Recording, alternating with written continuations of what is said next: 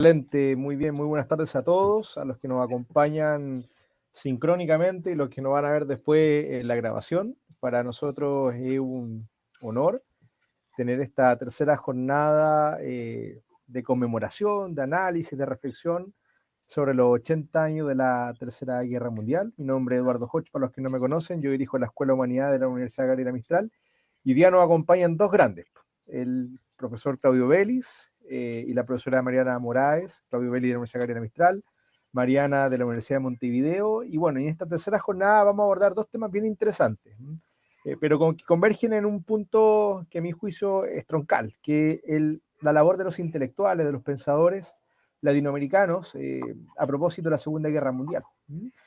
Y bueno, en ese contexto, hoy día Mariana, quien es doctora en literatura hispánica y teoría de literatura por la Universidad de Navarra y también profesora del Instituto Artigas en Uruguay, bueno, tiene un tremendo currículum, Mariana, por honor al tiempo no lo voy a leer todo obviamente, pero para nosotros como Universidad Gabriela Mistral ha sido un honor organizar esta actividad con ustedes, contigo particularmente. Y bueno, nuestra idea es que tú expongas en aproximadamente 20, 25 minutos, luego lo hará Claudio.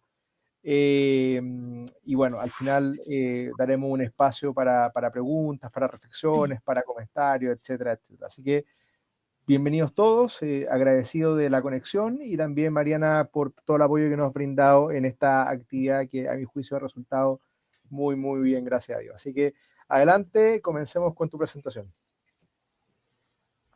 Muchas gracias, Eduardo, por la presentación. Buenas tardes, buenas noches a todos, a todas. Agradezco también, bueno, esta oportunidad de continuar trabajando juntos. Hace un tiempito ya habíamos hecho una primera colaboración a partir de una invitación del departamento de ustedes y bueno, y de hecho esta invitación me permite volver a una investigación que en realidad tuve oportunidad de desarrollar estando en Chile hace algunos años. Entonces, lo que les voy a presentar es la porción o la sección uruguaya de lo que fue ese proyecto de investigación postdoctoral que abarcaba en realidad la recepción de la Segunda Guerra Mundial en el Cono Sur. Y bueno, vamos entonces a partir por ahí. Si podemos proyectar, Claudio, genial. Entonces se me ocurría comenzar con esta imagen, que es una imagen que está suele estar en la retina de la historia del Uruguay, de la historia cultural y también de la historia del Río de la Plata. En primer lugar, no tanto para hablar de la cuestión específica, bélica en sí, de lo que ocurre con el Admiral Graf Spee frente a nuestras costas, sino para empezar a plantear lo que tiene que ver con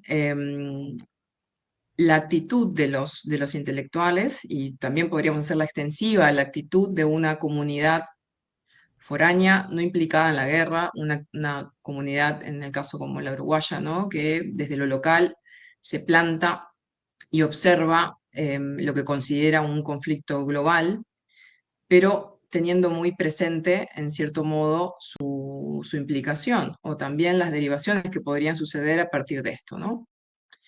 A mí se me ocurría comenzar con un pasaje de dos escritoras, bueno, de una que en realidad le dirige a la otra, pero como es un texto epistolar, sabemos que hay un tú allí, bueno, muy presente, que es el de Gabriela Mistral, y ya de paso voy preparándole el terreno a Claudio. Y es una carta de Luisa Luisi, una poeta intelectual uruguaya, que justamente un tiempito antes de partir de este mundo, le escribía a Gabriel Mistral acerca de su malestar, podríamos decir, ante, bueno, lo que eran las noticias que llegaban de la guerra, ¿no? Y Luisi dice esto: todo el porvenir me parece siniestro, es mucho soportar dos guerras en el curso de una vida, no comprendo la fortaleza de los que la viven, ya que su sola presencia a la distancia es capaz de hacer tanto daño moral. Espero de todo corazón que la muerte me lleve antes de ver el desastre final, que ha de ser inmenso, aún en el mejor de los casos, que lo sería el triunfo de los aliados. Y no comprendo tampoco la serenidad de espíritu de los que pueden entregarse a su obra literaria en medio de la angustia opresora de este terrible momento. este pasaje de esta carta de Luisi a mí me sirve como marco, ¿no? de entrada. En primer lugar, porque plantea algo que está en la exposición que voy a realizar ahora, y es un poco a lo que yo creo nos invita este tipo de investigaciones en torno a la recepción de eventos mundiales, y que tiene que ver con esa aparente contradicción o distancia, ¿no? entre obra literaria e implicación con los eventos históricos, ¿no? Y por otro lado, me permite acercarme a lo que es la guerra como paisaje emocional. Esa distinción a mí me resultó muy útil a lo largo de la investigación.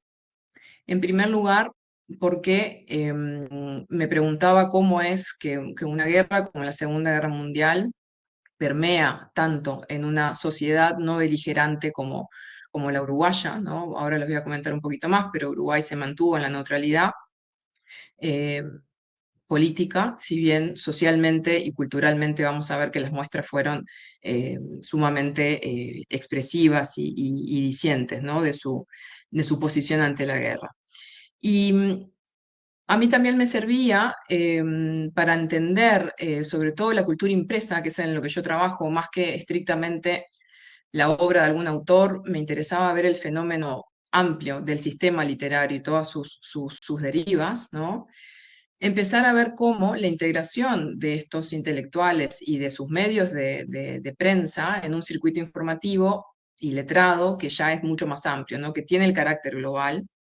Y esto explica un poco también el porqué de esa expansión de una guerra a un frente doméstico extraño, extranjero, ¿no? O sea, no implicado en esto.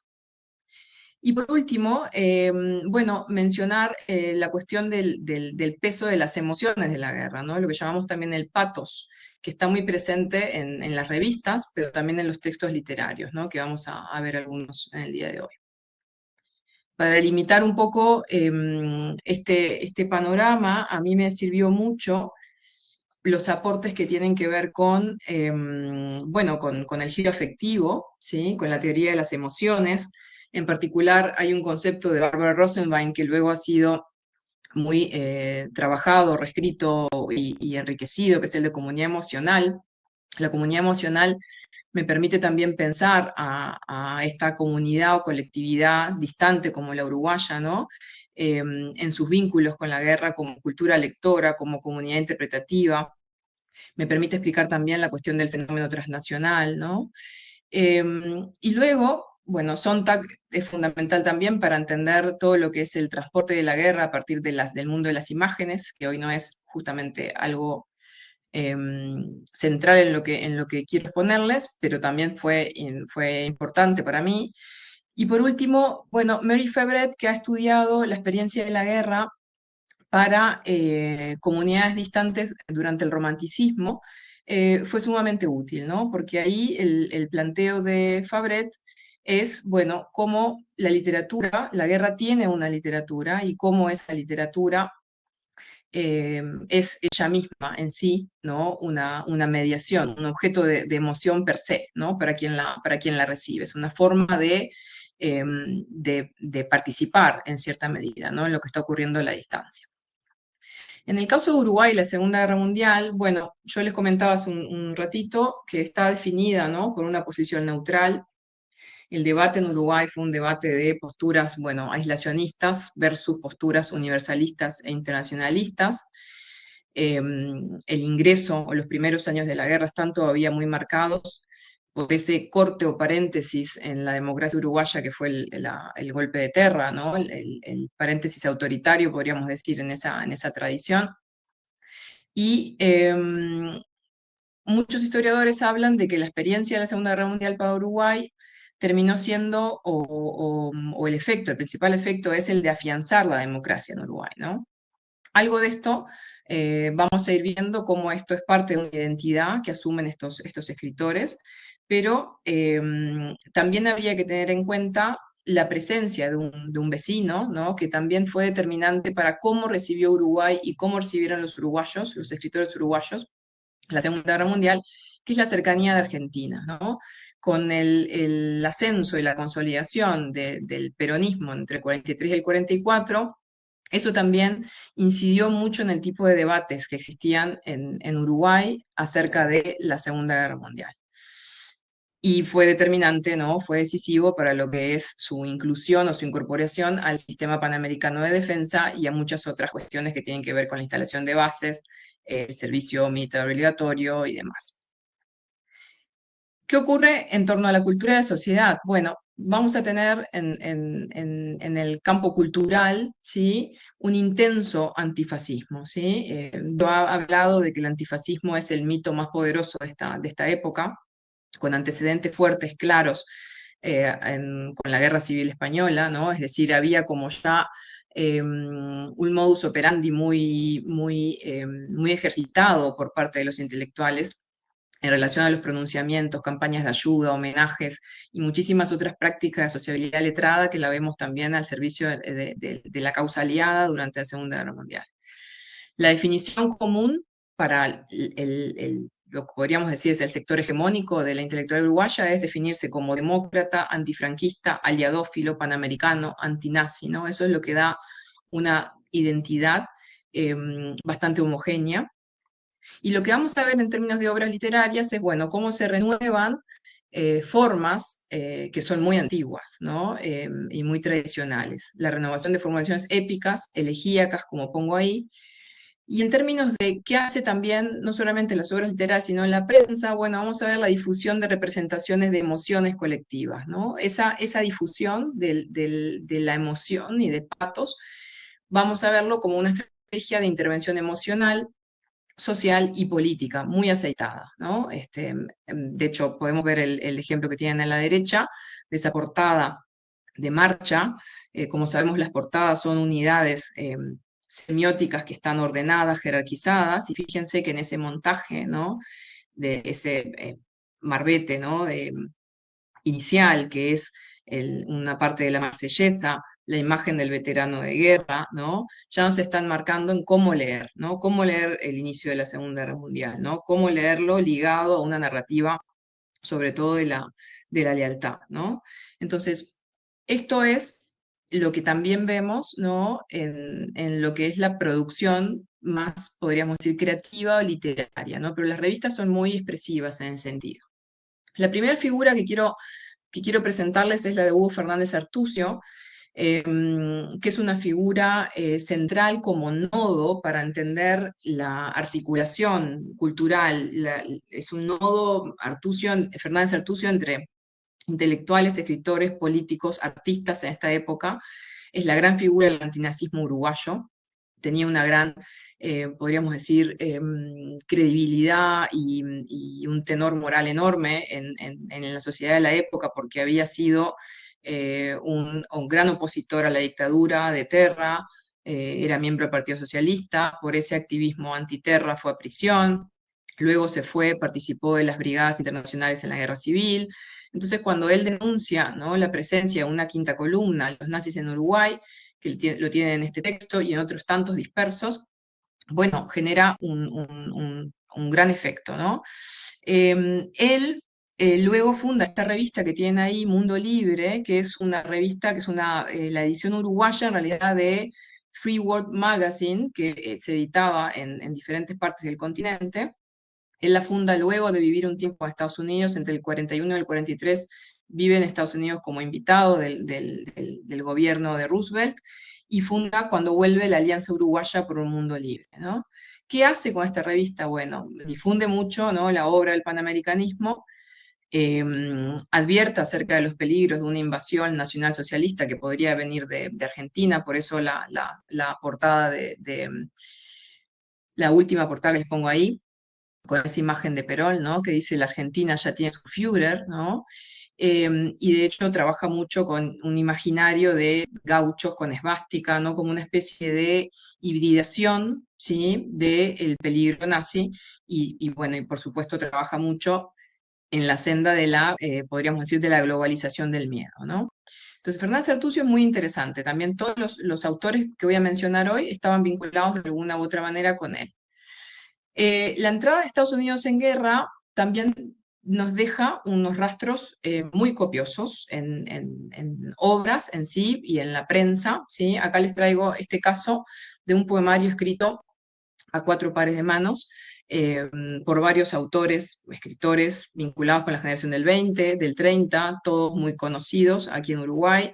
Y lo que están cantando en este canto a la gloria del cielo de América es lo que también se conoce como la hora americana, ¿no? El momento de la América Unida, de norte a sur, es una expresión básicamente de autoconfianza en el destino del continente, ¿no? La idea de América como continente donde está la nueva esperanza, donde se puede asegurar la paz mundial, ¿no? Eso aparece acá en este poema, si no lo puedo leer, pero porque me llevaría mucho tiempo, pero ustedes pueden ir viéndolo, van a ver que aparece mucho la imagen de la crucifixión, de la cruz, del sacrificio, la idea de la paloma bíblica con la rama de olivo, ¿no?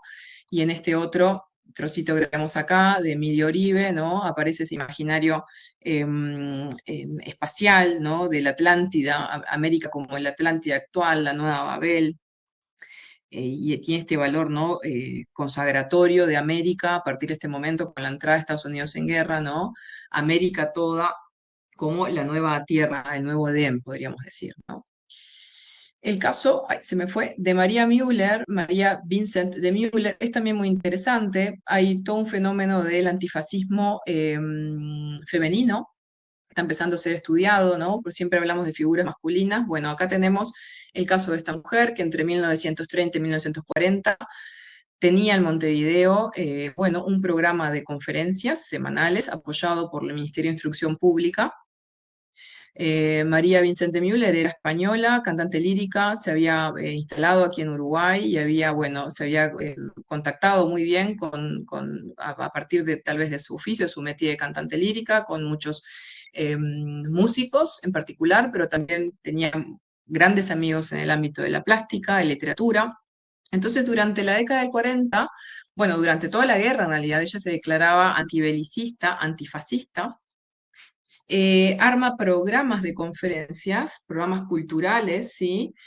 Sobre literatura y cultura inglesa, francesa y norteamericana, insistentemente, muchas veces invitando a los propios embajadores o a los propios representantes culturales de estos países en Uruguay, y también invitando a los de siempre, es decir, circulan por ahí Martínez Estrada, Jorge Luis Borges, eh, circula también por ahí, bueno, un Torres García o Clouseau Mortet, Hugo Balso, personajes de la música, ¿no? Y aquí también podemos ver, por ejemplo, en ese programa que está todo el programa y las conferencias publicadas en un volumen, que es el del año 43, la riqueza de estas conferencias, de estos nucleamientos de intelectuales, para conformar un frente común contra, decían ellos, la barbarie, ¿no? Que identificaban que era el fascismo y el nazismo. Les pongo el caso de la Tierra Purpúrea de Hudson para ver también operaciones literarias que se hacen en la época, ¿no? Martínez Estrada viene a Montevideo a dar una conferencia sobre Hudson, precisamente. Hudson es un autor argentino, hijo de norteamericanos, que luego termina viviendo en Inglaterra, y es una figura muy interesante para nuestra tradición literaria, tanto argentina como uruguaya, pero la recuperación de Hudson por estos años es muy interesante porque es una de estas figuras que nacen o que están presentes durante la guerra como figuras donde se hermanan las culturas, ¿no? La cultura inglesa en este caso, o sajona, y la cultura rioplatense. Lo mismo va a pasar con Supervielle y con muchos otros, ¿no? El caso de Francia es tal vez uno de los casos que más material nos deja, ¿sí? Ahí les pongo una reseña de cómo vivieron los uruguayos la caída o la ocupación de Francia, la instalación de esa especie de duelo o sensación de destierro, ¿no? A partir de que Francia está ocupada, es algo que caló muy hondo y que aparece en toda la prensa y en muchos de los intercambios epistolares de estos intelectuales. Y aparece ahí un imaginario, se resucita un imaginario que es el de la cooperación heroica, un imaginario que viene del siglo XIX, un imaginario que va a tomar sobre todo la participación de la Legión Francesa en las guerras civiles del Río de la Plata, entonces va a ser muy común por estos años y sobre todo a partir de miembros de la colectividad francesa en Uruguay, van a empezar a recuperar este imaginario, ¿no? De forma, bueno, por supuesto, muy estratégica, ¿no? Es una estrategia retórica, literaria, política, emocional, recuerdan una cooperación heroica del pasado para demandar en cierta medida, ¿no? Una nueva cooperación ahora a la inversa, ¿no? Y al mismo tiempo es parte de la propaganda francófila. El exilio francés en el Río de la Plata fue muy potente, muy importante. Les pongo ahí el caso de Buenos Aires, con Sur, con Lettres Françaises y con Roger Caillois, porque Caillois se mueve, si bien está en Buenos Aires, se mueve entre Buenos Aires y Montevideo. Va a ser también una figura, un agente especialísimo en lo que tiene que ver con posicionar los franceses en el Río de la Plata durante la ocupación. Y unido a él va a estar Jules Supervielle, que es un franco-uruguayo a quien la guerra sorprende aquí en Uruguay y que se queda aquí y que se queda, bueno, con gran pesar y escribe un poemario, que es este poemario, Le Poème de la France Malheureuse, que es un poemario escrito en el momento de angustia más profunda, podríamos decir, por la ocupación de Francia, y que va a ser todo un símbolo de la Francia ocupada, de la Francia exiliada, de la Francia partida a la mitad, como dice este poema, ¿no? En el que le habla a Juana de Arco, ¿no? Pidiéndole ayuda para intentar sostenerse, ¿no? Sostenerse en este mundo a pesar de la pena, ¿no? Que lo embarga o que lo invade. Unido a los franceses, algunos comités interesantes, como este Comité de Solidaridad con los Escritores Franceses, fundado por Giselle Dassani, acompañado por la mayoría, ¿no? de los intelectuales que ya he estado mencionando. Giselle Dassani funda este comité en el año 46 como un homólogo del comité argentino. Es un comité específicamente orientado a ayudar a los escritores franceses. Tenía como cometido, bueno, el envío de víveres, ¿sí? De ropa, de medicamentos, de cintas para máquinas de escribir. La idea de ellos era ayudar a la Francia creadora, ¿no? En su momento de máxima postración, podríamos decir, ayudar a la inteligencia de Francia. Enviaban todo esto y esto era repartido eh, en la librería de Adrien Monnier, ¿sí?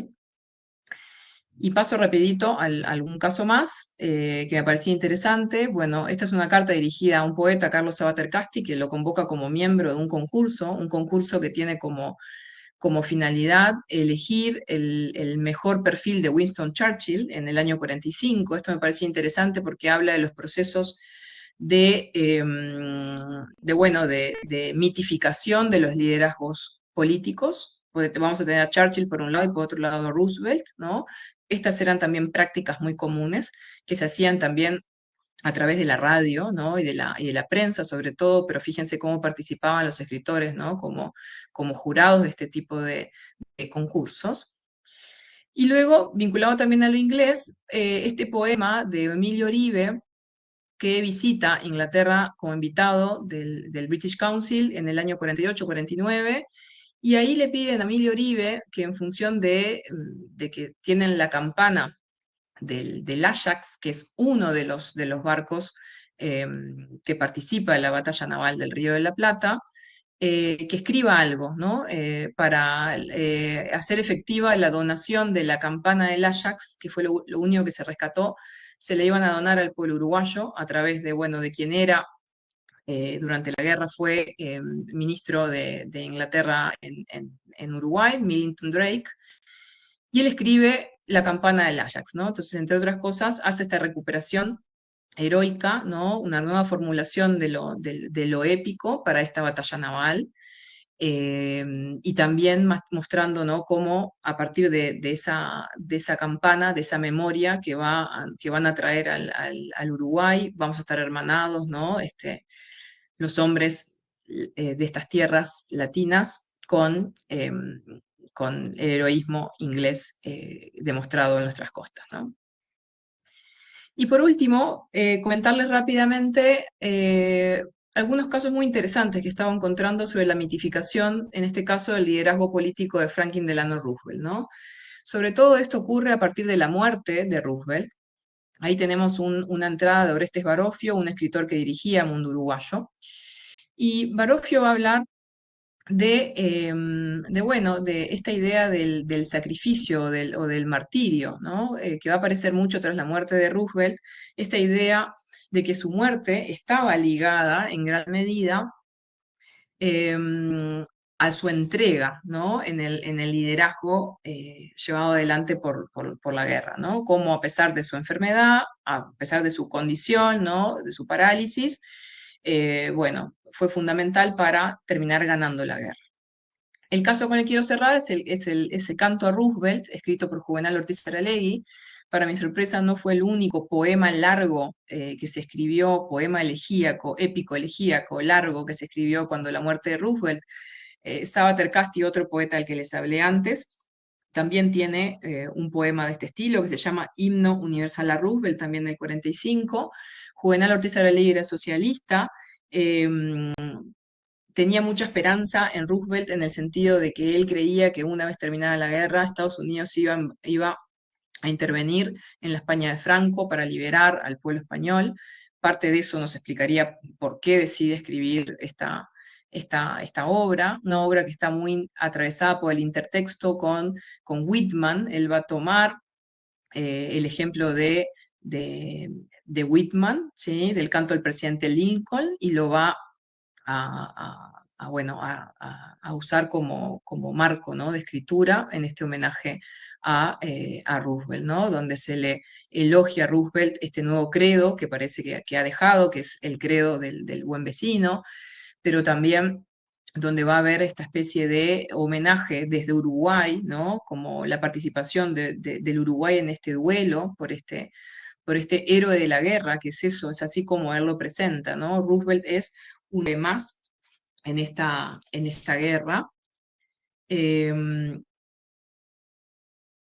iba a erigir algo más allá del liderazgo político, ¿no? Esto es lo que me parecía más significativo y más fuerte en este poema, porque termina siendo algo así como un guía, no solamente político, sino espiritual o casi religioso. Esa es la estatura que le termina otorgando a Roosevelt. Termino por aquí, sé que estoy en el tiempo, les agradezco mucho y dejo la palabra ya a Claudia. Excelente, muchas gracias Mariana, muy ilustrativa, muy interesante tu presentación, te la agradezco muchísimo. A continuación vamos a dejar al profesor Claudio Vélez con una conferencia sobre la posición de Gabriela Mistral en la Segunda Guerra Mundial. Bueno, la mayoría de ustedes ya lo conoce, pero el profesor Vélez es el coordinador académico de nuestra Escuela de Humanidad de la Universidad Gabriela Mistral. Él es historiador de base, pero se doctoró en literatura en la Pontificia Universidad Católica de Chile.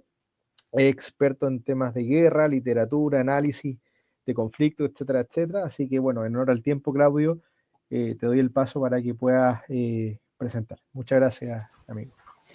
Perfecto, muchas gracias Eduardo, muchas gracias Mariana por tu tremenda exposición. La verdad que para mí como investigador, como dice Eduardo, es un tremendo honor como compartir contigo. Bueno, yo de hecho primero te leí, ¿no es cierto? Ahí, de ahí surge el contacto en este libro que se generó a partir de este grupo, ¿no es cierto? El Instituto Rabañani me parece. La verdad que es súper interesante. Bueno, yo invito también a aquellos que puedan leer efectivamente este texto que está también disponible, que es muy bueno. Ahí Mariana tiene un capítulo excelente con respecto a lo que son los escritores latinoamericanos durante la Segunda Guerra Mundial. Lo que yo les quiero compartir ahora a continuación es básicamente algo que hemos venido conversando durante este periodo. Como Universidad Gabriela Mistral tenemos un nombre, ¿no es cierto? Un nombre súper importante que me parece entre las letras latinoamericanas, que tiene que ver directamente con el nombre de Gabriela Mistral. Y durante este año nosotros hemos estado levantando un poco una conmemoración, ¿no es cierto?, con respecto a los 80 años del Premio Nobel de Mistral. Y como ustedes sabrán, el Premio Nobel de Gabriela Mistral se recibe precisamente en 1945, que es el término de la Segunda Guerra Mundial. Por lo tanto, yo lo que les voy a contar un poquito, ¿no es cierto?, quizás algunas reflexiones de lo que nosotros hemos podido ver dentro de este periodo es precisamente cuáles son las posturas, algunas de ellas que asume Gabriela Mistral a partir de lo que es la Segunda Guerra Mundial. Es un solo caso, así que a lo mejor ahí, como dice Eduardo, no era el tiempo, yo voy a ser bastante más breve comparado efectivamente con lo que es la tremenda exposición de Mariana, pero bueno, veamos efectivamente cómo logramos esta conversación ahí, Eduardo, en nuestro intermedio. ¿ya? Bueno, primero entender un poco el rol, ¿no es cierto?, que tiene Gabriela Mistral antes de la Segunda Guerra Mundial, entender un poco qué es lo que pasa con Mistral antes, ¿no es cierto?, del periodo de la Segunda Guerra Mundial, que me parece súper interesante. Claro, para aquellos que efectivamente todavía no llegan directamente a su obra o a lo mejor no han leído directamente sus textos, son textos sumamente recomendables, muchas veces tienen un frescor que es bastante inusitado precisamente para las reflexiones que hoy día nosotros estamos teniendo a nivel como sociedad, también a nivel de Chile. Primero, Gabriela Mistral tiene un origen que podríamos decir telúrico, ¿no es cierto? Gabriela Mistral no estaba presente en lo que es el Santiago, ¿no es cierto?, la capital de Chile, sino que ella nace en el Valle del Elqui, por lo tanto ella toda su vida prácticamente siempre va a hacer una referencia a estos lugares que no son precisamente el centro, sino que más bien parte de un territorio que pertenece a la región, ¿ya? Es un punto también importante porque también va a permitir definir una identidad que tiene Mistral con respecto a todos los temas que en el fondo van a atravesar de alguna manera su obra, su poesía también y su narrativa, ¿ya? Por otra parte, también súper interesante con respecto a Mistral el tema de el rol pedagógico que tiene Gabriela Mistral. Mistral, desde sus inicios, ¿no es cierto?, dentro de lo que es la cuarta región de Chile, inicia su carrera, ¿no es cierto?, como maestra, se valía frente a lo que es el campo educador chileno, más o menos entre 1910 y 1920, logrando distintas posiciones, tanto en el centro como en el sur de Chile, que le sirve precisamente para observar y para viajar. Cuando ella después se acuerda, ¿no es cierto?, de lo que pasa con Chile, ella siempre dice que lo conoce prácticamente de norte a sur y tiene totalmente la razón. O sea, Gabriela Mistral está en Antofagasta, también tiene momentos también en Temuco, un periodo súper importante Mistral que también lo tiene directamente en lo que es Punta Arenas, ¿ya?, que le sirve efectivamente para sacar, ¿no es cierto?, para publicar su primer libro, que es Desolación, que no lo publica en Chile, ¿no es cierto? Ahí también hay que recordar que Gabriela Mistral sale muy joven de Chile, sale en 1922, ¿no es cierto?, invitada precisamente por el gobierno mexicano a trabajar con respecto a lo que es la reforma educacional en México, y con la ayuda, ¿no es cierto?, de José Vasconcelos, también con apoyos intelectuales que van a ser súper importantes dentro de su vida, como Palma Guillén también, esta otra intelectual mexicana también muy potente dentro de la época. Gabriela Mistral empieza a generar un cierto tipo de red intelectual, ¿no es cierto? Esa categoría es súper interesante porque también nos ayuda un poco también a dialogar con lo que dice Mariana, en el sentido que Mistral desde el inicio y desde su periodo también, desde su pasar por todo lo que es el ámbito internacional, empieza a modelar esta idea del intelectual, ¿no es cierto? Esta idea que, si usted ha leído, por ejemplo, este excelente libro que tengo acá, que son las representaciones del intelectual de Edward Said, podemos ver que es este tipo de intelectual que efectivamente no tiene miedo a hablar al poder, que muchas veces va a decir cosas que son verdades sumamente incómodas, pero que de alguna manera, ¿no es cierto?, le va a permitir a ella definirse como una identidad latinoamericana, ¿ya? Entonces, volviendo al punto, ¿no es cierto?, Mistral sale muy joven de Chile, Mistral ya en el 22 está totalmente fuera, ¿no es cierto?, volverá en algún momento al país, sin embargo, ya empieza a funcionar efectivamente como este agente colectivo, ¿no es cierto?, este agente que se asocia, este agente que conoce, por ejemplo, a Victorio Campo, también de alguna manera en red, ¿no es cierto?, con lo que acaba de exponer Mariana, que conoce a otros tipos de escritores también, como Stefan Zweig, que también lo va a llamar amigo, ¿no es cierto?, y así también otro tipo de contactos que en el fondo va a generar dentro de la misma América Latina, ¿ya? Mistral también, ¿no es cierto?, afuera, no precisamente en Chile, y eso va a marcar también una señal con respecto a la relación que conserva con su país. No va a publicar en Chile su segundo libro, ¿no es cierto?, de poemas, que es Ternura, y Tala tampoco va a ser publicado directamente en lo que es precisamente del país, ¿ya? Entonces, son un montón de momentos que nos van definiendo esta misma idea, ¿no es cierto?, fuerza, que a mí me pareció tan interesante tratar de sacar, que es Mistral frente al mundo, ¿no es cierto?, que Mistral en realidad, ella no es solamente un intelectual, como diría José Santos Vera, ¿no es cierto?, que está vinculada directamente a lo que pasa en Chile, sino que más bien es una representación intelectual a nivel latinoamericano, ¿ya? Y en ese sentido no podemos olvidar también el punto con respecto a esta idea de Gabriela Mistral como una intelectual, ¿ya? Como les digo, una intelectual desde el punto de vista que ella muchas veces va a ir, como se podría decir, a contrapelo, ¿no es cierto? Es una intelectual que va a posicionarse a sí misma, en algún momento también lo va a decir dentro de sus mismos poesías y recados, ¿no es cierto? Este mismo tema de que ella es indígena, ¿ya? Y esa valoración de ella, ¿no es cierto?, en contraposición a lo que es la ciudad y en contraposición a lo que son otro tipo de etnias, podríamos decir, eso también va a definir el lugar de Mistral dentro del mundo, ¿ya? Por lo tanto, Mistral, antes del comienzo de la Segunda Guerra Mundial, es un agente que se está moviendo por distintas partes, pero que va definiendo un cierto tipo de identidad que va a ser súper importante al momento de, porque no podemos olvidar, lo mismo que les dije al comenzar efectivamente esta ponencia, que ella va a recibir, ¿no es cierto?, su premio Nobel en el año que justamente termina la Segunda Guerra Mundial, ¿ya? Por lo tanto, entre el 39, ¿no es cierto?, y 45, Mistral construye redes internacionales, construye también cierto tipo de redes nacionales. Hay toda una discrepancia con respecto a este tema. Hace poco nosotros también tuvimos que hablar a nombre de universidad con respecto a qué pasa con Mistral, con respecto a su relación con Chile. En Chile, por una parte, ¿no es cierto?, hay una crítica que la venera, ¿no es cierto?, que encuentra que la obra de Mistral es valiosa, críticos como Alone, por ejemplo, donde Mistral también le dedica una poesía, por ejemplo, en parte, dentro de lo que es Desolación, pero también hay un cuerpo crítico que también les cuesta, ¿no es cierto?, valorar un poquito más la obra de Mistral, como es Ricardo Lacham, ¿no es cierto?, también, por otra parte, escritores que muchas veces tienen distancias con ella, el mismo Huidobro, ¿no es cierto?, también de alguna manera Pablo Neruda, que ella misma dentro de sus diarios íntimos, hay una obra muy bonita que se llama Bendita sea mi lengua, de Jaime Quesada, donde él recopila lo que son los diarios íntimos de Mistral y va dando cuenta precisamente cuál es el pasar, ¿no es cierto?, que tiene esta poetisa con respecto a sus relaciones con respecto al campo, ¿ya? Y por otra parte, tampoco no podemos olvidar que Mistral no es solamente una escritora, no es solamente esta maestra, ¿no es cierto?, maestra en el sentido pedagógico, ¿no es cierto?, sino que también Mistral tiene este lugar también súper importante dentro de lo que es la diplomacia, ¿ya? Mistral es la primera cónsul chilena, ¿ya?, que es nombrada cónsul en 1931, que ella acepta el puesto y llega directamente a Italia y no puede ejercerlo porque efectivamente ahí hay resistencia de parte de quienes están asumiendo el poder en Italia en 1931. No hay que olvidar, ¿no es cierto?, que Mistral entiende y consume prácticamente todo este periodo de lo que es el fascismo italiano. Por lo tanto, ahí me hizo mucho sentido efectivamente con lo que decía Mariana con respecto a que una de las cosas que uno puede ver con claridad durante este periodo es el antifascismo. Bueno, Mistral nosotros podríamos decir que es totalmente antifascista, ¿no es cierto?, y antinazista también, ¿ya? En un paper muy destacado de la profesora Magda Sepúlveda, profesora de la Universidad Católica, de la Pontificia Universidad Católica de Chile, que ha estudiado prácticamente toda su vida también lo que es Gabriela Mistral.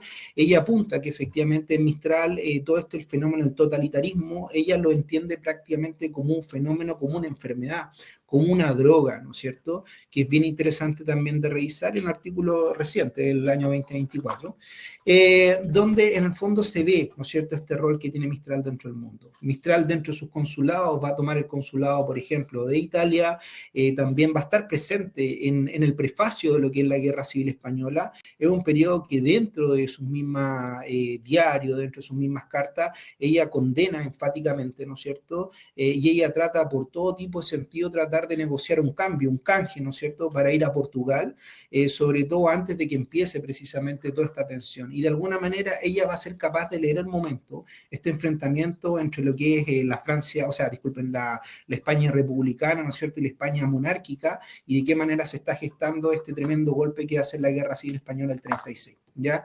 Por lo tanto, también hay otro tema súper interesante, o sea, Mistral como un agente, un representante, digamos así, ¿no es cierto?, del tiempo que en el fondo ahí está viviendo, ¿ya? Ahora, También, como en mi caso, ¿no es cierto?, es solamente un personaje, un agente relevante dentro del campo con respecto a lo que es la Segunda Guerra Mundial. A mí me gustaría destacar cierto tipo de ideas, ¿no es cierto?, que nosotros vamos a ver dentro de sus escritos, sobre todo en sus cartas, sobre todo también de alguna manera en sus recados, ¿ya? Ahí cuando yo hablo de recados también, hay otra genialidad también que nosotros Mistral, que Mistral, ¿no es cierto?, inventa una nueva forma de comunicarse con el público chileno en particular, donde ella envía mensajes, ¿no es cierto?, donde el destinatario, digámoslo así, es todo Chile, ¿ya? Por lo tanto, la idea, ¿no es cierto?, es comunicarse, es mandar efectivamente este mensaje a través de esta fórmula, ¿no es cierto?, el recado, que son pequeños, ¿no es cierto?, y que van en alguna parte del diario, donde ella efectivamente se está comunicando con este público, ¿ya? Entonces, a través de sus cartas, a través también a través de sus recados, Mistral generalmente está dando una opinión, ¿no es cierto?, con respecto a qué es lo que pasa efectivamente dentro de lo que es la Segunda Guerra Mundial. Punto a destacar dentro de lo que nosotros vemos en la trayectoria de Mistral, por una parte, la guerra como una experiencia, ¿no es cierto?, y una experiencia muchas veces dolorosa. Por otra parte, también podemos ver dentro de sus distintos escritos Latinoamérica y su opinión frente a la guerra, que también ella va a tener un juicio con respecto a qué es lo que pasa según lo que ella ve, ¿no es cierto?, en los distintos conos también de Hispanoamérica. Y por otra parte, también la guerra como devastación, que es parte, ¿no es cierto?, del contenido, y otra cosa que tiene que ver directamente la guerra como enfermedad, ¿ya? Muy brevemente, ¿no es cierto?, voy a cubrir un poco cuáles son estos campos y estos textos que nosotros vamos viendo también de Mistral durante su trayectoria, ¿ya? Cuando nosotros hablamos de la muerte de Stefan Zweig, ¿no es cierto?, en el 42, en el periodo que Mistral está precisamente, ¿no es cierto?, en Brasil, en Petrópolis, Mistral, a través de esta carta, ¿no es cierto?, ella confiesa cuál es la cercanía que tiene precisamente con el escritor, ¿no es cierto? Y directamente de qué manera la guerra, ¿no es cierto?, no es una experiencia que solamente pasa como un imaginario, sino que en el fondo toca directamente, ¿no es cierto?, el alma de Zweig, y cómo ella también a través de esta también puede hacer este ejercicio, ¿no es cierto? Uno podría hacer casi como un ejercicio de transferencia, ¿no es cierto?, respecto a lo que está haciendo el devenir de la Segunda Guerra Mundial.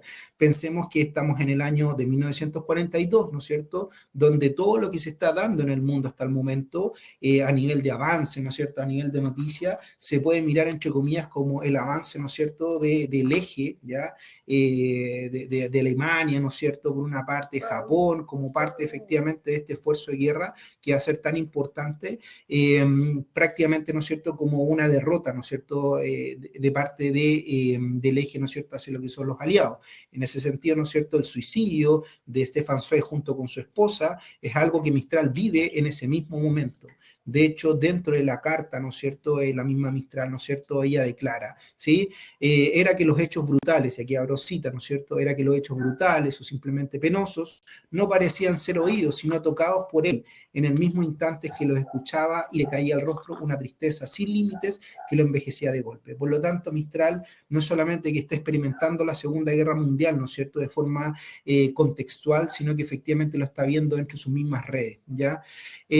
Otra de las cosas que también son importantes y de alguna manera devastadoras dentro del periodo que tiene Mistral precisamente en Brasil es la muerte, ¿no es cierto?, de su sobrino Gin, ¿ya? Como ustedes sabrán, Gin, ¿no es cierto?, muere al ingerir arsénico y muere, según lo que nosotros entendemos, directamente en los brazos, ¿no es cierto?, de Gabriela Mistral. Un golpe que ella dice es un golpazo, ¿no es cierto?, que nada lo había preparado efectivamente para eso, ¿ya? Pero dentro de este periodo, ¿no es cierto?, donde muere Gin, que es en el año 43, Mistral también hace una reflexión con respecto a lo que pasa entre el dolor que tiene ella, ¿no es cierto?, el vacío que deja efectivamente Gin, y por otra parte, lo que ella puede comparar directamente con la guerra, ¿ya? Es decir, la guerra, ¿no es cierto?, no solamente trae la devastación, uno podríamos decir también trae efectivamente esta pena, ¿no es cierto?, este dolor tan grande como es la muerte efectivamente de su sobrino. Y dentro de esta carta, ¿no es cierto?, ella también declara, dice, la guerra me ha desnudado tan tristes verdades de mi gente criolla americana, me ha hecho verla tan ciega y tan sin remedio próximo, que la pasión de ellas que me había absorbido y gastado fue bajándose o apagándose, ¿ya? Por lo tanto, hay un cierto tipo de decepción que tiene Mistral con respecto a las posturas que se van asumiendo dentro de lo que es América Latina respecto a lo que es la posición del latinoamericano, ¿no es cierto?, frente a la guerra, ¿ya? Si ustedes estuvieron presentes también dentro de las conferencias que dio el profesor Franklin Coletti, verán que efectivamente la posición que tiene Chile frente a lo que es la Segunda Guerra Mundial es una posición que no podríamos decir que es única, ¿no es cierto?, sino que en el fondo están mirando el panorama parte a parte, ¿ya? Lo mismo también que acaba de mencionar Mariana, ¿no es cierto?, lo que pasa con Perón en Argentina trae también un cierto tipo de reflexión con respecto a, bueno, dónde están efectivamente las filiaciones, hacia dónde efectivamente debería aflorar, ¿no es cierto?, la cercanía de parte de los chilenos en ese caso, ¿no es cierto?, con respecto a lo que pasa en la Segunda Guerra Mundial. Sin mencionar, por ejemplo, que antes del estallido de la Segunda Guerra Mundial, Chile presenta uno de los partidos nacionalsocialistas más numerosos en América Latina, ¿ya? Entonces, hay un montón de cosas que efectivamente van pasando directamente por la idea directa de la misma Mistral, ¿ya?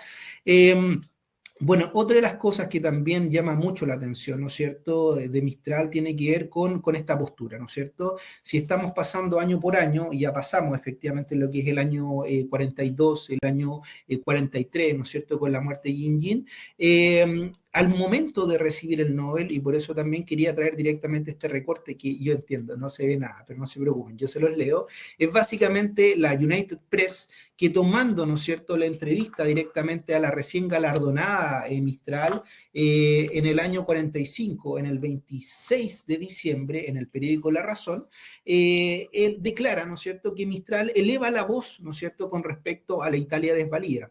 Ahí tenemos que hacer memoria con respecto a qué es lo que pasa con Italia durante la Segunda Guerra Mundial.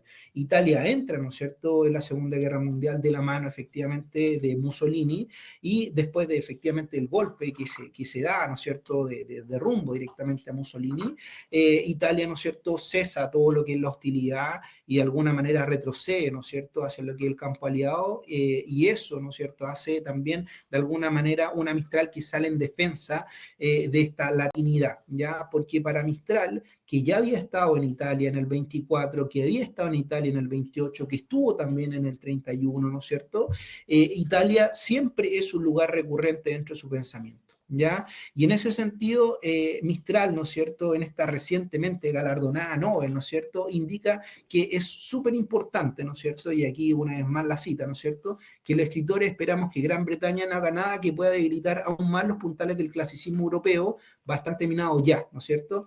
Allí hay una idea bien interesante, ¿no es cierto? La Segunda Guerra Mundial no solamente vino a derribar territorios, no solamente vino a derribar ideas, sino que en el fondo fue un ataque directamente a lo que es el humanismo, ¿ya? Porque a diferencia quizás de muchos escritores, Mistral entiende que la latinidad parte directamente por Italia, no es España, ¿ya?, sino que en el fondo la latinidad parte directamente por Italia, ¿ya? De hecho, Mistral dice, ¿no es cierto?, Sudamérica, su madre, ¿no es cierto?, es Italia, por eso es que hay que protegerla. Y con esta última cita prometo terminar, el pacifismo mistraliano, ¿ya? ¿Por qué efectivamente no la guerra? ¿Por qué efectivamente no? Ella, más allá de todo lo que ella va a enunciar, ¿no es cierto?, dentro de este epistolario, que es de 1948, ella dice, ¿no es cierto?, mi posición moral de pacifista es la reacción normal que la guerra levante en una mujer, primero, ¿no es cierto? Segundo, particularmente en una ex maestra, ¿no es cierto?, en una persona que en el fondo piensa la pedagogía, que una persona que piensa la educación como un lugar, ¿no es cierto?, para cambiar el rumbo, y finalmente, ¿no es cierto?, en una hispanoamericana. Claramente después ocupa este mismo discurso, ¿no es cierto?, para apalancar una serie de ideas sociales, ¿no es cierto?, que claramente también van a jugar por una parte a favor dentro de lo que es Mistral y por otra parte también en contra, ¿ya? El contexto chileno que está viviendo Mistral en ese momento, hay que pensar también, de alguna manera, no le invita a venir en distintas oportunidades, ni siquiera efectivamente cuando se le da el Premio Nacional de Literatura el 51, ¿ya? Bien, pues espero haber hecho uso eficiente del tiempo y bueno, ahora sí dejo de compartir y abro espacio a las preguntas que podamos generar. Muchas gracias. Excelente. Muchas gracias, Claudio. Muchas gracias, Mariana. Tenemos 10 minutos para poder intercambiar ideas, preguntar, reflexionar, como ustedes estimen conveniente. Así que basta con que desconecten su micrófono e intervengan.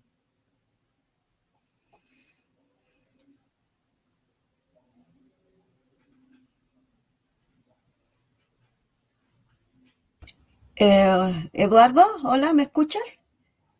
Sí, Hola, soy Pamela Gutiérrez y quería formular una pregunta, tanto a adelante. Mariana como a Claudio Vélez.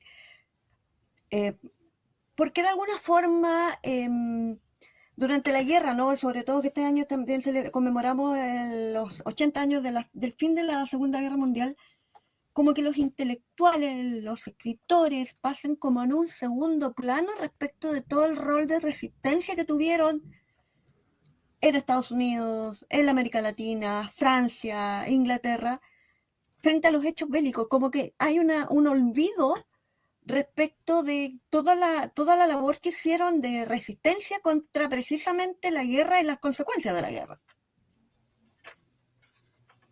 Entonces, si Claudio y Mariana me pudieran responder. Gracias. Sí, yo estoy de acuerdo contigo que hay o sea, en mi caso cuando me decidí a estudiar esto fue porque justamente no veía producción crítica sobre la función y la función activísima, por otra parte, de los escritores durante la Segunda Guerra Mundial, y en cambio el archivo decía todo lo contrario, ¿no? O sea, los rastros de la incidencia y de la manifestación y de las expresiones y los pronunciamientos bueno, era abrumador, ¿no? Entonces yo creo, o sea, yo lo he pensado, o sea, yo trabajo en historia y literatura, ¿no? Y lo que he pensado, la forma que tengo de explicarme esto, para quienes somos de letras, para quienes venimos de los estudios literarios, es que para nosotros lo que tiene centralidad, digo nosotros como estudiosos de literatura, ¿no? Es la ficción. Entonces nos ha costado mucho a quienes estudiamos literatura recomponer el vínculo entre lo real o los eventos reales y la literatura. Entonces, para mí, cuando esta gente queda toda sin ser historizada o sin ser reconocida en su praxis, porque en realidad estamos hablando de, bueno, sí, de un producto mental, lingüístico, pero que tiene un valor performativo sobre la realidad, ¿no? Estamos como desatendiendo esta potencia, ¿no? Que luego hay otras áreas que lo tienen muy claro, ¿no? Y siempre se habla de la cultura como soft power, por algo normalmente cualquier embajada diplomática, ¿no? Considera siempre a los artistas, a la gente de letras y demás como parte fundamental, ¿no? De lo que es la imagología y la representación de los países. Pero en el caso de la historia y literatura, esa me parece que es para mí como la explicación, que nos centramos en obras creativas de ficción y en todo aquello que habla de la circunstancia nos parece que es un poco desmerecedor de la labor del escritor. Eso ha sido como un prejuicio duradero o dominante, me animo a decir yo, en el ámbito de estudios literarios. Luego está ayudando mucho lo que estamos haciendo entre todos en relación con la historia cultural, intelectual del continente. Creo que eso nos ha ayudado mucho a empezar a hablar de esto, ¿no? En la región al menos. Pero bueno, no sé qué opina Claudia. Bueno, yo la verdad que de acuerdo un poco a lo que dice Mariana, bueno, también yo me muevo un poco entre lo que es la frontera literaria, pues entre lo que es la historia y la literatura. Me parece que también obedece un poco a lo que son los momentos, o sea, el momento que está viviendo por lo menos Mistral, ¿no es cierto? Es un momento tal cual como dijo Mariana, ¿no es cierto?, que viene con un compromiso súper importante, ¿ya? Un compromiso que viene de parte de lo que es la guerra civil, hay que pensar, por ejemplo, en la labor de Neruda, ¿no es cierto?, con todo el tema del Winnipeg y con todo lo que pasa directamente con este tema de efectivamente ayudar a aquellos que están escapando, ¿no es cierto?, de esta España de la guerra civil, y después efectivamente Mistral, que en el fondo no deja efectivamente dar un discurso con respecto a Italia, y de a poco esto también se ha ido evaporando, me parece también por lo mismo, porque también tiene que ver un poco con la figura intelectual. Hoy día nosotros sabemos que construir un campo intelectual no es algo fácil, ¿no es cierto? No todos pueden vivir efectivamente este mismo tema, por lo tanto, tratar de dar un discurso a favor de algo también significa condenarlo en algún momento, ¿ya? Y aquí quiero quiero retrotraer, por ejemplo, el ejemplo solamente de un escritor que hace poco también fue galardonado con el premio Nobel, ¿no es cierto?, que es Peter Hanke, ¿ya? Que Hanke, ¿no es cierto?, tiene una condena con respecto a todo lo que es la labor de la ONU, dentro de lo que es la guerra, ¿no es cierto?, dentro de lo que es Croacia, ¿no es cierto?, dentro de lo que es la ex Yugoslavia, pero para algunos Hanke, ¿no es cierto?, es políticamente incorrecto. Hay un libro, ¿no es cierto?, que tiene que ver directamente con el preguntar entre lágrimas, ¿no es cierto?, pero por otra parte, ¿no es cierto?, hay otros que efectivamente dicen, no, Hanke está súper bien, porque efectivamente todo lo que él habla con respecto a lo que pasa en Serbia es lo que realmente pasó, ¿ya? Entonces, el hecho del intelectual, una vez más, ¿no es cierto?, ese sujeto que efectivamente va a decir cosas y que son cosas incómodas, ¿no es cierto?, yo creo que también forman parte efectivamente de este ejercicio. Excelente, muchas gracias, Claudio. Coreta, ¿te parece que tú haces la última pregunta de la sesión? Hola, muchas gracias. ¿Me escuchan? Perfecto, fuerte y claro. Perfecto. Y gracias especialmente para Mariana. Hace muchos años que no nos vemos. Esta pregunta es mayormente para vos y es el involucramiento en todo de la organización estadounidense cultural que surgió en el 42, creo, bajo Roosevelt, de si estaba involucrado o no. Y pregunto porque hay ciertas corrientes historiográficas que miran todo esto y dirán que esto es imperialismo nomás. Y yo soy de la mentalidad de que esto les falta respeto a la libertad intelectual de las personas en el sur, decir que, bueno, que son muñecas nomás. Pero me pregunto cuánto de esto es, digamos, genuino, por supuesto, no podemos decir, por cierto, y cuánto es, bueno, gestos políticamente correctos. Coreta, un gusto verte y escucharte después de tanto tiempo. Gracias por la pregunta. Mira, yo trabajé mucho justamente eso porque una de mis autoras de tesis de doctorado, María Rosa Oliver, vivió mucho tiempo en Estados Unidos justamente como funcionaria de la Oficina de Asuntos Interamericanos. Entonces, en sus memorias traza muy bien cómo se erige esa oficina, cómo se desarrolla tanto los programas de intercambio Estados Unidos-América Latina, como también ella habla abiertamente de la propaganda, ¿sí? O sea, cómo se establecen propagandas que tienen que ver con, bueno, con el uso del cine, con el uso de la literatura, con el uso de la radio. Hay un libro muy bueno que se llama Américas Unidas. Ahora no me acuerdo, son dos autoras, una compilación, están en Editorial Iberoamericana Verwerth. Ahí puedes ver eso si te interesa un poco más.